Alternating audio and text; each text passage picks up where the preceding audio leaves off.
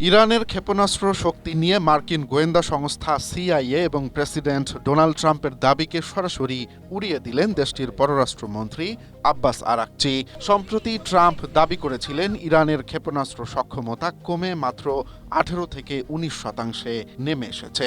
তবে আরাকচি এক এক্স পোস্টে জানান, মার্কিনীদের তথ্য সম্পূর্ণ ভুল। তাদের দাবি অনুযায়ী গত ফেব্রুয়ারি মাসের তুলনায় ইরানের ক্ষেপণাস্ত্র ভান্ডার এবং উৎক্ষেপণ ক্ষমতা কমেনি, বরং 120% বেড়েছে।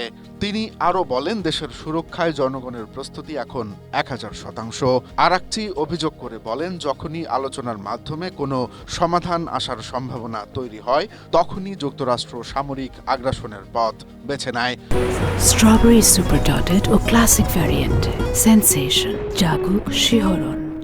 বিশ্লেষকদের মতে, ইরান এই বার্তার মাধ্যমে যুক্তরাষ্ট্রকে বুঝিয়ে দিল যে বাইরের কোনো চাপ বা নিষেধাজ্ঞায় তাদের সামরিক শক্তি দুর্বল হয়নি, বরং তারা আগের চেয়ে অনেক বেশি শক্তিশালী, এমনকি যে কোনো সময় যুদ্ধের জন্য প্রস্তুত।